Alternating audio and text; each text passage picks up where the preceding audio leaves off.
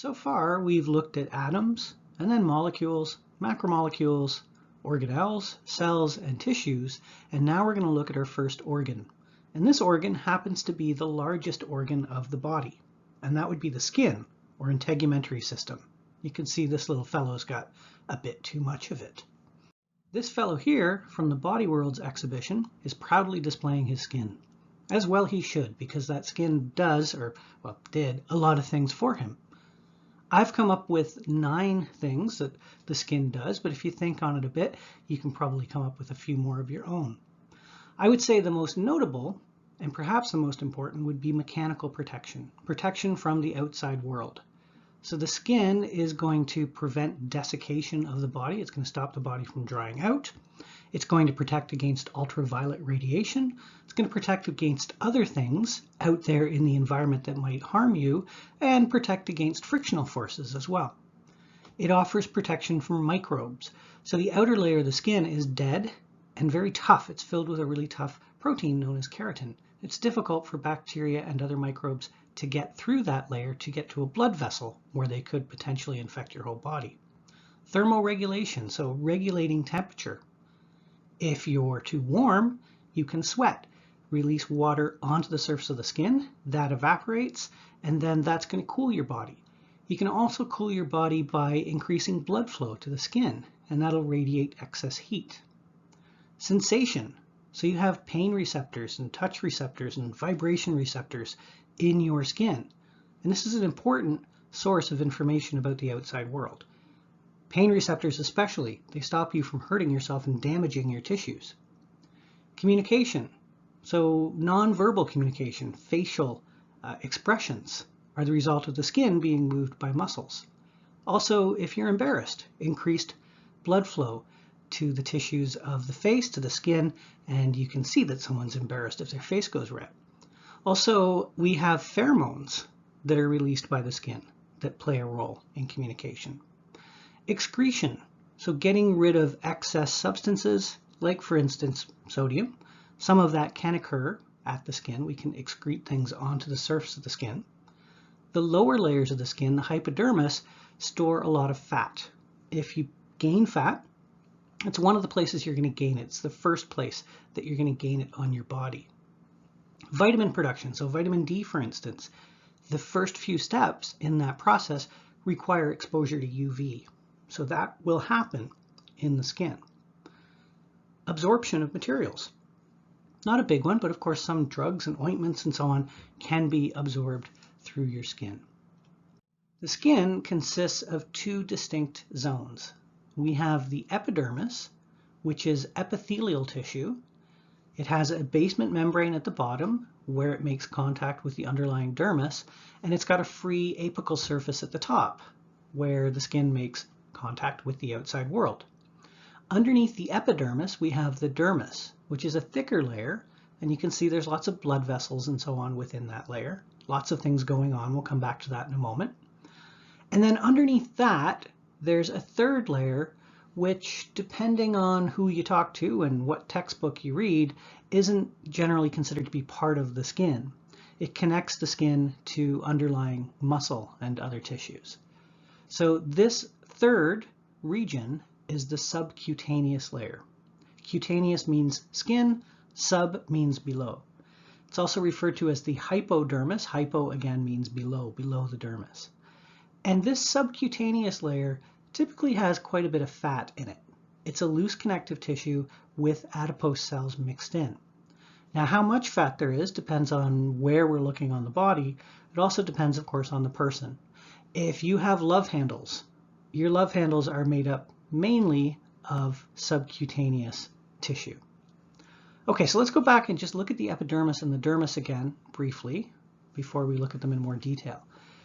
The epidermis has this wavy attachment to the dermis. You can see there's these waves here. And what these are finger-like projections of tissue known as papillae.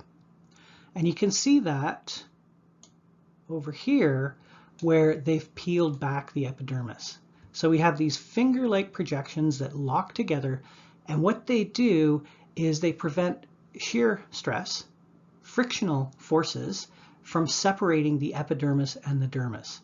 So imagine if a very strong frictional force was applied along the epidermis. The attachment between the epidermis and the dermis is fairly weak compared to the rest of the skin, and the epidermis might separate from the dermis. So those papillae help prevent that from happening by locking the two tissues together. The dermis contains a lot of blood vessels, as you can see. The blood vessels don't go up into the epidermis, and the reason for that is to protect you against infection. So if a bacterium infects your skin, that might not be a big deal, but if the bacterium gets down to capillaries and then gets into your circulation, then you have a systemic body-wide infection, and that can be a very serious thing. Also in the dermis, we have sweat glands, we have a lot of sensory receptors, we have hairs that are anchored there, we have glands that produce sebum, which is excreted onto the surface of the hair. We have nerves, we have all sorts of stuff going on in the dermis. This is a histological section of skin. Specifically, this is something known as thick skin. Thick skin is the skin you would have on the soles of your feet, for instance. It's a type of skin that's going to protect you against frictional forces. And if you look at the epidermis, it's much thicker than it would be in a section of thin skin. Particularly note this outer layer here. This outer layer is something known as the stratum corneum, and it's all dead cells. So we have many, many layers of dead cells in this skin section to offer extra protection against frictional forces. The dark purple part between the stratum corneum and the dermis constitutes the living cells of the epidermis. They stain quite darkly. There tends to be a lot going on in that region. Underneath that we have the dermis, and then underneath that we have the hypodermis, which you can see is surprisingly thick.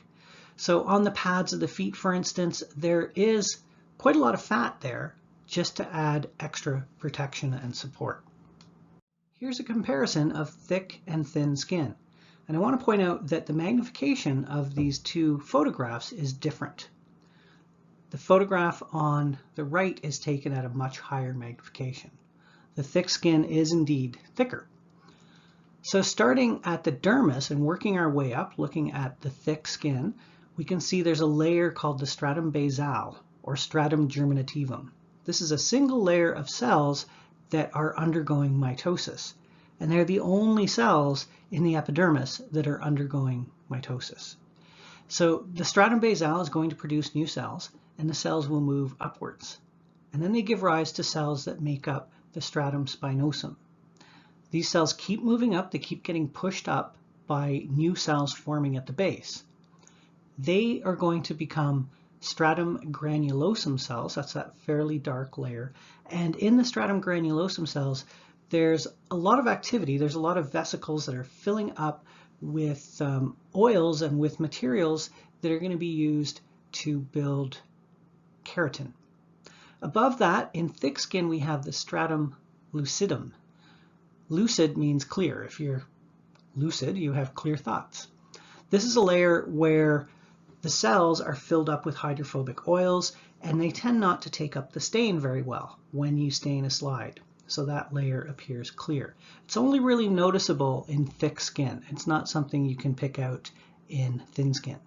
And then above that, we have stratum corneum. We have dead cells that are filled with a lot of keratin. Notice on the thin skin, we don't see some of those layers very clearly, especially the stratum lucidum. Let's take a closer look at the layers of the epidermis. And I really like this diagram. This would be a good diagram for you to study, hint, hint. Anyway, at the bottom, we have a thin membrane known as the basement membrane. This is acellular. Remember, it doesn't contain cells. It contains collagen and other connective fibers and proteins. And that's shown as a thin blue line in this diagram. Attached to that, we have a layer of cells known as the stratum basale or the stratum germinativum, two names for the same thing. And there are a couple of special cells that are embedded within that layer. So first of all, we have a melanocyte. Melanocytes produce the pigment melanin that gives skin its color. We also have something called a Merkel cell, and you can see that it's connected to a tactile disc. This is a sensory structure. It's one of the very few sensory structures that's found in the epidermis. All the other ones are found in the dermis. It senses very light touch. Okay, going back to the stratum basale, we can see that there are a couple cells that are in the process of dividing. When the cell divides, the bottom half of the cell will stay attached to the stratum basale, and the upper part of the cell, when it pinches off, will move into the stratum spinosum and push up the cells above it. So this action is always pushing cells up towards the surface. So we can see we have a cell here that's just about finished dividing, and this cell is getting pushed up into the spinosum. And same over here, we've got a cell that's in anaphase or early telophase, and this cell is going to move up into the stratum spinosum. The stratum spinosum is called that because the cells are tightly attached to each other by desmosomes. And that's what they're trying to show with these little lines here between the cells. So remember, desmosome connections are like little rivets. Now, if you don't prepare the slide properly and you dry out this layer too much, the cells will shrink, but they'll remain attached by those rivets, and they'll get this very spiky or spiny appearance, and that's where the name comes from. In thin sections of thin skin, the spinosum is typically the thickest layer, and it consists of cells that are still alive and active and doing their thing. Also embedded within the spinosum, we have special cells known as LongHan cells. And these are cells of the immune system. They will wander around between the cells of the spinosum and gobble up debris and any microbes. Okay, so as the cells get pushed up and leave the spinosum, they start to change dramatically. The stratum granulosum is typically dark staining because it has a lot of vesicles within it that contain a lot of protein. They contain something known as keratohyalin, and this is a mixture of the precursors needed to make keratin and also proteins that act as a scaffold while that production is occurring. So there's these scaffold proteins that align up the bits and pieces needed to make keratin. So there's a fair bit going on in those cells, but as they move up higher in the stratum granulosum, apoptosis begins. Apoptosis is programmed cell death. The layer above that is the stratum lucidum. This is full of hydrophobic oils, and it's really only noticeable in thick skin. So when you stain a slide so that we can see the tissues, the stain that you use has a charge. It's positively charged or negatively charged, and it will stick to molecules like proteins that have the opposite charge. Because these cells are filled with hydrophobic, non-charged molecules, they don't absorb any dye or stain, so they remain clear. Above that, we have the stratum corneum, and these are dead cells. So at this point, the cells are completely dead, they're dry, and they're packed full of keratin. All of these cells, with the exception of the melanocyte and Merkel cell and LongHan cell, are referred to as keratinocytes. They're called that because they all have the same fate. They're all going to die and fill up with keratin. Here's the same thing on a stained slide of the skin. Again, you can see the stratum basale at the bottom. It stains quite darkly. Above that, we have the stratum spinosum. And incidentally, you're seeing one of the papillae here. Above the stratum spinosum, we have the stratum granulosum. Again, stains fairly darkly. We've got a clearish layer above that, which is the stratum lucidum. And this is a hydrophobic area that's going to help prevent desiccation and keep water within the epidermis. And then above that, we have our dead cells that constitute the stratum corneum. Again, keratinocytes are cells that will ultimately die and fill up with keratin to form a protective layer at the surface of the skin. What you're seeing in the photograph are stratum spinosum cells. They make up the bulk of the live keratinocytes in your skin, you can see in this photograph actually how they're connected to each other at desmosomes. In the diagram, what you're seeing is the evolution that occurs in these cells. So they start out as cells of the stratum basale, they move up, become these stratum spinosum cells, granular cells, and then ultimately these cornified cells. Those are cells that are dead and filled with keratin. Keratinocytes make up about 90% of the cells in the epidermis. The next big category would be the melanocytes. So here you can see a melanocyte on the right that's anchored to the basement membrane. Notice that it has these kind of tendrils, these extensions that snake between cells of the stratum spinosum. And they're going to carry melanin, the pigment produced by a melanocyte, up into the stratum spinosum. The stratum spinosum cells will take in some of that melanin, and that changes the color or the absorbance of those cells. But the spinosum cells don't produce melanin themselves. They take it up from these appendages that come off of a melanocyte. You can see a melanocyte here. The base would be attached to the basement membrane. These are active cells. They secrete a lot of stuff. So we've got a very active rough endoplasmic reticulum and Golgi body. This is making melanin, packing it into little vesicles known as melanosomes that move up through these appendages, dump their contents into the interstitial space, and then that material, that pigment, is taken up by nearby spinosum cells. I should also mention that melanocytes provide pigment to the cells that make up hair. Those cells are going to die and kind of collapse as the hair grows, but they'll retain that pigment. So melanocytes are also responsible for hair color as well as skin color. There's two types of melanin pigments. We have what's called pheomelanin, and this produces yellow, blonde, to red or orange coloration. And then we have eumelanin, which produces much darker coloration, so brown or black.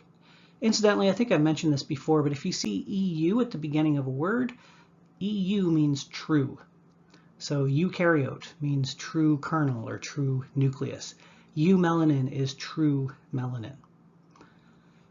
If you have parts of the skin where we have melanocytes that are especially active, or we have more than the usual amount of melanin accumulated, then those are known as freckles. The biochemical pathway that produces melanin has two branches to it. One that produces the eumelanins and one that produces the pheomelanins. We start with the same precursor though. We start with phenylalanine, which is an amino acid. And then that's converted into tyrosine, then dopa, and then dopaquinone. Don't expect you to know the names of any of those. But this last intermediate serves as a precursor for those two branches. Now there is one enzyme that's important though, that I've put in red, and this is tyrosinase. The reason it's important is because it's not terribly uncommon for some people to have an issue with this enzyme. Imagine if your tyrosinase enzyme didn't work. If it didn't work, you can't perform this step. So you're not going to convert tyrosine into dopa. You're also not going to be able to do this step, although it doesn't matter that much because you don't have any of this dopa to work with. So if you have a non-functional tyrosinase gene, you can't produce any pigment. You can't produce any eumelanin or pheomelanin, and you have a condition known as albinism. In a true albino, even their eyes lack pigment. So there's no pigment in the iris, and when you look into their eye, the eye appears pink because you're seeing the retina at the back of the eye and the blood vessels at the back of the eye. There's other ways to have this condition of albinism, but this is one of the most common. Now imagine that your tyrosinase is functioning, but maybe you have a problem down here. Maybe the enzyme that's responsible for this step doesn't work, again because you've got a mutated gene that codes for that protein. If that was the case, you wouldn't be able to produce black eumelanin. You can produce brown eumelanin though. So you can see, you can get a sense here, at least in simple terms, how the genetics of skin color and hair color works. And we'll come back and we'll look at this in a bit more detail. Why have pigment in the skin? Well, the reason is to protect us from ultraviolet light. So ultraviolet light is capable of penetrating many layers of cells. And without any melanin to block it, some of that UV radiation can get as deep as the dermis. So melanocytes produce melanin that will block UV light, especially the U melanins, the darker ones. They pass some of that melanin onto spinosum cells as well. Again, this is going to kind of shade the dermis and prevent too much UV from penetrating into deeper layers. UV light is a threat because it damages DNA. It breaks DNA strands. And your cells will attempt to repair that DNA. And in most cases, they manage to get it done, or the cell will undergo apoptosis and die. But in some cases, the repair is made incorrectly, and a mutation is introduced into the DNA. So when they make the repair, they introduce the wrong base, or a few wrong bases. As you recall from our earlier topics, if you get a mutation in the genes that regulate cell division, a cell might start dividing uncontrollably, and it might become cancerous. If that happens to a cell in the epidermis, it's not nearly as problematic as if it happens to a cell in the dermis. And that's because the cells in the epidermis are moving upwards and they will be shed. That, of course, does not occur with the dermis. Now, one thing to make note of is that you do need some UV. So vitamin D, the start of that biochemical pathway takes place in the skin, and there are steps that require exposure to UV light.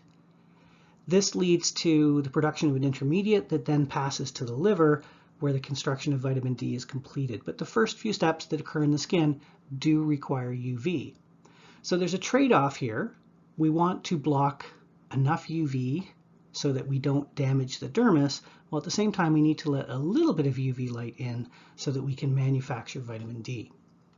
The skin can adapt to higher than normal UV light levels. That's a process known as tanning.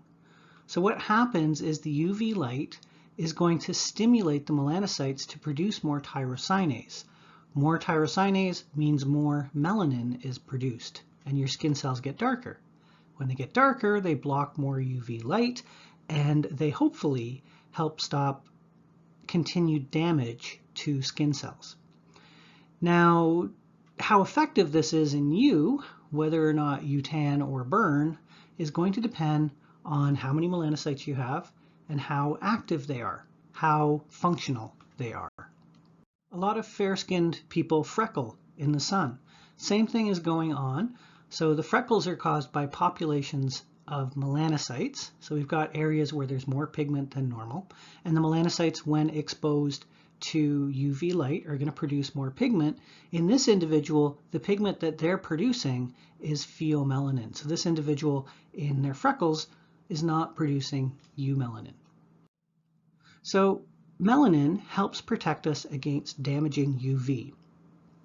It makes sense then that people from cultures that originated close to the equator have darker skin. Along the equator, we have high exposure to UV. We have longer days, typically clear skies, and the sun is directly overhead. So we need a lot of melanin to prevent skin cancers in the dermis. We do need a little bit of UV for vitamin D production, but near the equator there's more than enough. There's too much. Now, if we look at someone who originates from a population that's in the high Arctic, let's say, or high latitude anyway, so let's say like Scandinavia or Ireland or something like that. In these areas, there's far less UV. So there's shorter days and the skies tend to be overcast. If these individuals were darkly pigmented, they wouldn't get enough UV for vitamin D production. So the skin needs to be fair to allow in sufficient UV for vitamin D production, and there's not much need for protection in those environments. So in the graph on the right, you can see a plot of skin reflectance versus latitude. So at the equator, at 0, we might have individuals that have a reflectance of 25%. That means only 25% of the light that hits them is reflected. The rest is absorbed because of the dark skin color. Whereas at very high latitudes, we might have individuals that have a reflectance of 75%. So very pale skin, most of the light that hits their skin is being reflected because of the lack of pigments. There are several genes that play a role in skin color. We're just going to look at 5 of the most important. And I'm not going to tell you the names of all of these genes. You already know that one of them is going to code for tyrosinase. But I just want you to get a sense of how these genes operate. Now, if you're very dark-skinned and you have very dark hair, all of these genes are working perfectly. If you are light-skinned or you have light hair, some of these genes are broken, basically. But again, depending on where you come from in the world, that might have proved to be advantageous. Okay, so what you're seeing in the photo is a family that's dark-skinned except for their baby. So that's their baby, that fair-skinned baby. Notice that it has dark eyes. So it's not lacking pigments completely, but it's not producing a lot of pigment within the skin. It's not a case of albinism. This person doesn't have pink eyes. They can produce some pigments. They do have functional tyrosinase, but their melanocytes are not as functional as they could be. They're not as active as they could be. So on the other side there, we've got a Punnett square. And I won't get too much into genetics. We will talk about that a bit in Biology 112, but just realize we're dealing with 3 genes here, A, B, and C, and each of them can have 2 alleles or 2 forms. The uppercase refers to the functional form of the gene. The lowercase refers to the broken non-functional form of the gene. So when we draw out the Punnett square, we have 64 cells in here, 64 outcomes from a mating between 2 people that are heterozygous, and that's the parents. So the parents each had 1 functional and 1 non-functional form of gene A, 1 functional and 1 non-functional form of B, 1 functional and 1 non-functional form of C. Just having 1 functional form is enough to get a dark skin color. But your children might get any of the 64 combinations that we see here. They might get all functional forms of the genes, and that will result in a very dark skin color, so much darker than the parents, or they might receive all the broken forms of those 3 genes and have very fair skin, which is what happened with their one child. The other child came out pretty much in the middle, just like their parents. So they're heterozygous for these different genes. Now, what do those 3 genes do? Well, they control the proliferation of melanocytes, so how quickly they divide, which is going to determine how many of them there are, and also aspects of their biochemical pathways that produce pigment. So if you have a functional form of the gene, that's going to basically speed up the rate at which they make melanin. Okay, there's another gene that we need to talk about, and this is a gene that codes for a receptor that's on the surface of the melanocytes. Typically, that receptor will respond to signals that tell the melanocytes to favor eumelanin over pheomelanin. So if everything's working, we'll have the production of more eumelanin than pheomelanin. If that gene is broken, you don't produce a functional receptor, and your cells produce a lot more pheomelanin than they would normally. In fact, they might produce a lot more pheomelanin than eumelanin, and that can give you lighter skin colors, give you red freckles, red hair, or blonde hair. And then finally, the 5th gene is one we've already talked about. This is the gene for tyrosinase. If it's broken, we don't have any pigment at all, and we have a true albino. What you're seeing here is a mother with her 4 biological children. The father of these children also had dark skin. The light-skinned individuals have albinism. So the mother would have had this genotype. Remember, the cells that make up you are diploid, and the mother has one functional form of the gene for tyrosinase and one non-functional form. So the functional form is the big A, the non-functional form is the little a. The father would have had the same condition. One functional form, one non-functional form. So what happened was the children that have albinism received two non-functional forms.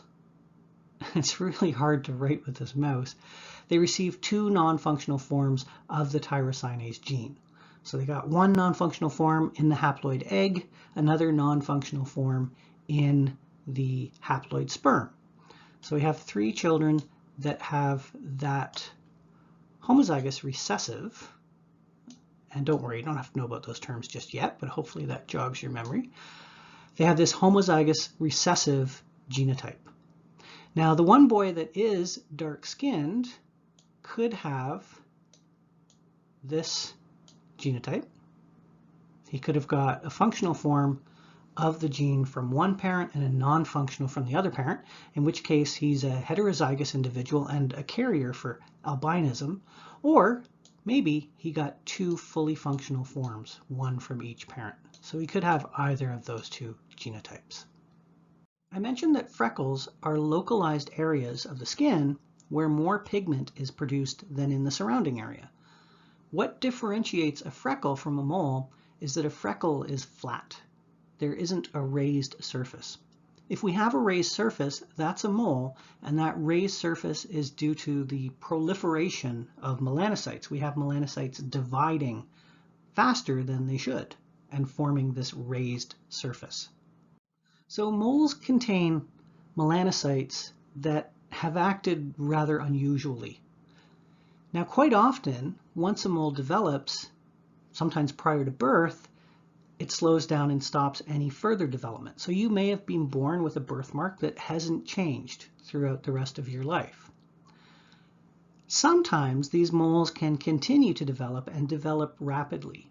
And in that case, we're dealing with a melanoma. So here we have melanocytes that have become mutated, and now they're dividing uncontrollably because genes have been damaged that would normally regulate cell division. It makes sense that this is fairly common in melanocytes because they are taking one for the team. They are absorbing UV light. So they absorb a lot of this high energy UV light, and they're more likely to develop DNA damage than other cells in your body. Now keep in mind that melanocytes are attached to the basement membrane and they stay there. So if we had a spinosum cell that was unusual, we'd eventually lose it. It would be shed. But that melanocyte is going to stay attached to the basement membrane. If it stays there and its development is very slow, it's probably not an issue. If it is an issue, it can be removed fairly easily with a simple little surgery. The problem arises if those melanocytes break through the basement membrane and enter into the dermis. If that happens, we can have metastasis of the melanocytes, where they unglue from each other and they unglue from the basement membrane. They detach themselves. They don't make those sticky proteins that should be holding them together, and then they can move anywhere in the body, and they can move into the lungs, any of the organs, and cause subsequent tumors in those areas.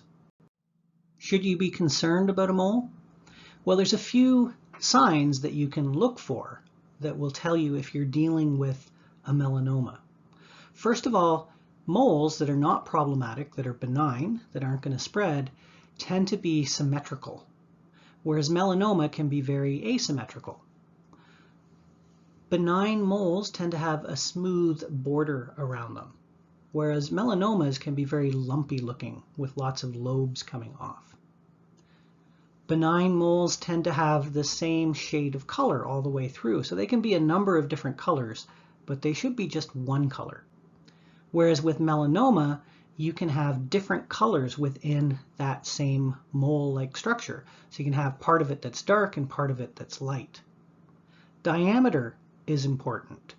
So melanoma grows quickly, tends to be fairly large. It gets large fairly quickly. So if you have something over 5 millimeters, that's something that you might want to check out. And finally, and probably most importantly, the evolution or history of this structure. So if you notice that a mole suddenly starts developing very quickly or changing color or doing weird things like that, then definitely that's something that you should check out sooner rather than later. Skin cancer is by far the most prevalent cancer in the world. Now on this chart, you're seeing numbers for non-melanoma skin cancer. So this involves other cells of the epidermis, usually squamous cells. And that form of cancer, although it's very common, tends not to be as problematic. It's less likely to spread, and it's less likely to spread into the dermis. Melanoma, although there's not nearly as many cases, is more problematic because it has a much higher rate of metastasis. So it's more likely to move into the body and move throughout the body. We have a couple more epidermal cells that we should talk about quickly. One would be the LongHan cells. Not very many of them, but they play a rather important role. They're going to creep around between the cells of the epidermis and look for things that shouldn't be there. So debris, bacteria, and other microbes. They're dendritic cells, and you can see a photograph of one on the right. Dendritic cells have these long, spindly pseudopodia that they use to ensnare debris and bacteria. They can also communicate with other cells of the immune system, such as lymphocytes. And finally, we have Merkel cells. So Merkel cells are individual cells that are found within the stratum basale, and they associate with a sensory neuron. And they're responsible for the sensation of very light touch. And we'll talk about that towards the end of the term when we talk about general senses. It's important to note that any cell in the skin, or anywhere in the body for that matter, could become cancerous or could start dividing uncontrollably. And what you're seeing on the bottom right there is a mass of cells. It's a benign tumor. It's not spreading, fortunately, but it started out as a single Merkel cell that started dividing uncontrollably. Let's move on to the dermis. Remember that the dermis is not an epithelium. It is a connective tissue. Also, we have those dermal papillae at the top of the dermis that push into the epidermis. And they push the epidermis up a bit as well, where we have these papillae. In fact, they're responsible for your fingerprints. The papillae are going to prevent the epidermis and dermis from slipping, from detaching from each other. So we have this papillary region. That's where we have that wavy contact between the epidermis and the dermis. And then under that, we have what's called the reticular region. The dermis is heavily vascularized. It's got a really good blood supply. There's lots of stuff going on in the dermis. You can see that we've got hair follicles that are anchored into the dermis. There's sebaceous glands that dump oil, sebum, onto the shaft of the hair. We've got sweat glands that are going to dump sweat onto the surface through a duct. We've got a whole lot of receptors as well. So things like Mesner's corpuscles, which sense pressure and touch. Pacinian corpuscles, which are much deeper and sense really heavy pressure, so heavy-handed touches, and also vibrations. We've got free nerve endings that can sense pain and also changes in temperature. And we'll come back to all those structures at the end of the course when we talk about general sensation. As a prelude to that, here's a look at a Pacinian corpuscle. It's a pretty neat structure. So in the center, we have a mechanoreceptor. This is a receptor that will fire off an action potential if it changes shape, basically if it gets squished. And then around that, we have many, many protective layers. So this structure has to be squished pretty hard or vibrated in order for it to fire off a signal. One of the key differences between the dermis and the epidermis is that the dermis isn't constantly replenishing its cells the way that the epidermis is. The epidermis produces cells that move upwards like a conveyor belt, and then the cells are lost. If you wanted a permanent tattoo and you just stained the epidermis, that tattoo wouldn't last very long. And in fact, that's the concept behind temporary tattoos and henna and so on. If you want a permanent tattoo, you have to inject the ink into the dermis, so it'll stay there. Here's a closer look at some of the structures of the skin. You can see that we have two types of sweat glands shown here.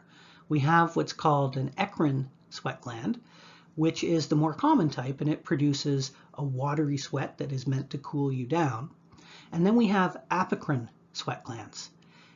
And as you recall from our last topic, they're probably not actually apocrine in that they don't produce materials through the apocrine system. However, the name has stuck, so we call them apocrine glands. These glands produce a thicker, more viscous sweat, and it's also something that bacteria like to feed on, and it's what produces BO. So apocrine glands are found predominantly within the groin and within the armpits. Note that the hairs have their own blood supply. Note that there's a root plexus that wraps around the hair, and that actually sends off a signal if the hair is wiggled. So that's how you know if someone touches the hair on your arm, you can feel that. We also have erector pili muscles that attach to the base of the hair, pull on the hair, and make it stand upright. Now, if you have a dog or a cat, you know that if it wants to look menacing, it makes all the hair on its back stand up to make itself look bigger. It does that using these erector pili muscles. Also, a dog or a cat can make the hair fluff up a bit so that they can trap more warm air and be warmer in a cold environment. Now, we still have these muscles, but we don't have nearly as much hair, so they don't do a whole lot for us. If you get cold or if you get scared, you get goosebumps, which are little bumps of raised up skin that result from the contraction of one of these erector pili muscles. Hairs have a shaft and then a bulb. And at that bulb, they have a little opening that brings in blood flow. Now, there's not a whole lot I want you to know about the structure of the hair. In fact, that's kind of about it. But know a little bit about how the hair grows. Within that bulb, we have living cells. And notice that we have melanocytes. Melanocytes are going to pass pigment to those cells. Again, the pigments that your melanocytes are capable of producing will determine what color your hair is. Those cells are also going to fill up with keratin. They're going to die and they're going to get crushed, completely obliterated, so that the actual hair shaft that grows out from the skin is mostly protein. So it's keratin with these pigments and so on, remnants of cells that have been crushed beyond recognition. Again, don't worry about these layers, but just recognize that the cells within the bulb, so at the root of the hair, are alive. They are filling up with keratin, they're filling up with melanin, and they're going to flatten and die as they move upwards to give rise to the shaft of the hair. In fact, they're so obliterated as this happens that you can't extract nuclear DNA from the dead part of a hair, the part that sticks out beyond your skin. If you want to collect nuclear DNA for a DNA sample, you have to rip out the hair by the bulb and get those intact cells at the base. Interestingly though, the DNA that's found within the mitochondria does survive, and you can get that out of the dead hair shaft. Just a little aside that I think's kind of interesting. Nails are also accessory structures of the skin, and they grow in a way that's very similar to hair. In fact, birds and mammals both evolved from reptiles, and it's thought that nails and hair and feathers are all modified scales. They grow in very similar ways. Not much I want you to know here either. Just realize that the nail begins as living cells, much like we see in the hair, and as those cells move away from the skin, they die, they get crushed and flattened, and you end up with nails that are composed almost entirely of keratin. And here you can see a section through the finger. You can see the terminal phalange, the bone that makes up the end of the finger. Above that we have fat. So the fingers have a pad of fat in them. So a rather thick hypodermis. And then we've got the nail bed, which is producing the nail. Of course, if you damage the nail bed, you're going to perhaps have fingernails that will be a little messed up in the future. The epidermis is very good at repairing itself. And the reason for that is because we have these rapidly dividing cells that make up the stratum basale. In fact, they're often referred to as stem cells because they can give rise to other cells of the epidermis.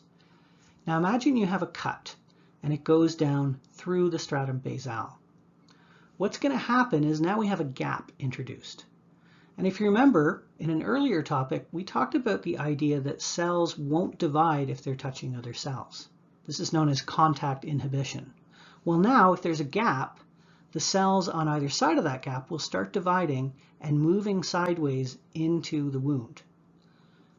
They'll keep doing this until we have enough new cells that they fill that gap. And once they fill that gap, then they stop dividing. And now we have an intact stratum basale again. And it can start producing cells by mitosis that will move upwards and fill that void, fill that wound. And here we go. Here's our terminology. There are a lot of structures in the skin that we're not going to cover just yet. Some of them we will come back to later when we talk about general senses. So again, as always, just focus on the terminology that you find in this list.